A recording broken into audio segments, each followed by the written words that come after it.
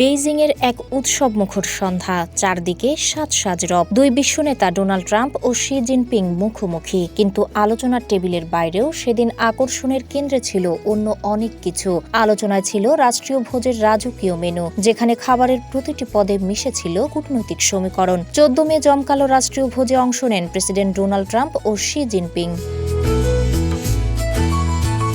চীন ও যুক্তরাষ্ট্রের মধ্যে দ্বিপক্ষীয় সম্পর্কের বরফ গলাতে এবার অন্যতম হাতিয়ার হয়ে উঠল বেইজিংয়ের ঐতিহ্যবাহী রাষ্ট্রীয় ভোজ। 14 মে গ্রেট হল অব দ্য পিপলে প্রেসিডেন্ট ডোনাল্ড ট্রাম্পের সম্মানে আয়োজিত এই ভোজ সভাটি ছিল প্রতীকী এবং রন্ধনশৈলীর এক অনন্য সংমিশ্রণ, যেখানে চীনা ঐতিহ্যের পাশাপাশি গুরুত্ব পেয়েছে মার্কিন প্রেসিডেন্টের ব্যক্তিগত পছন্দ।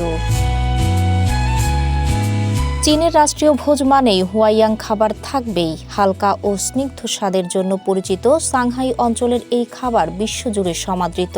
জীবন অবাক না করলে কে করবে? 28% মিল্ক ফ্যাটের অবাক করার সাথে ফ্রেশ মিল্ক পাউডার। জীবন অবাক করুক প্রতিদিন। একদিকে ছিল চীনের জাতীয় খাবার বেইজিং হাঁসের রোস্ট, আর অন্যদিকে ছিল প্রেসিডেন্ট ট্রাম্পের প্রিয় সুসিদ্ধ বা ওয়েল ডান গরুর পাঁজরের মাংস। খাবারের মেনুর এই নমনীয়তা যেন বন্ধুত্বেরই এক বার্তা। মার্কিন অতিথিদের কথা মাথায় রেখে এবার বিশেষ জোর দেওয়া হয় ডেজার্টে। অতিথিদের জন্য তিরামিসু, ফল ও আইসক্রিমের পাশাপাশি পরিবেশন করা হয়েছে ট্রাম্পেট শেল বা শঙ্খ আকৃতির বিশেষ পেস্ট্রি।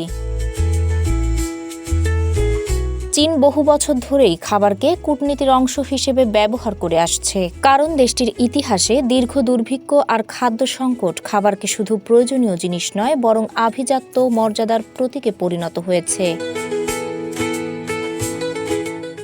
সাংহাইয়ের অভিজাত শেফদের মতে হুয়াইয়াং খাবার যে কোনো দেশের অতিথির রুচির সঙ্গে মানিয়ে যায়। এর বিশেষ পদের মধ্যে রয়েছে সিংহের মাথা, নরম মাংসের তৈরি বড় মিটবল, ওয়েনসি তোফুর খণ্ডকে অত্যন্ত নিখুঁতভাবে কয়েক হাজার সরু সুতার মতো কেটে তৈরি করা পদ,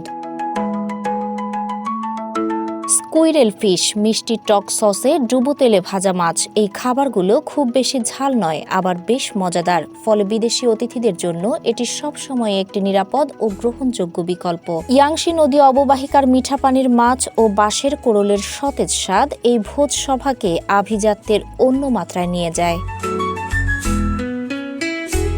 তাহেরা আক্তার, রূপালী বাংলাদেশ।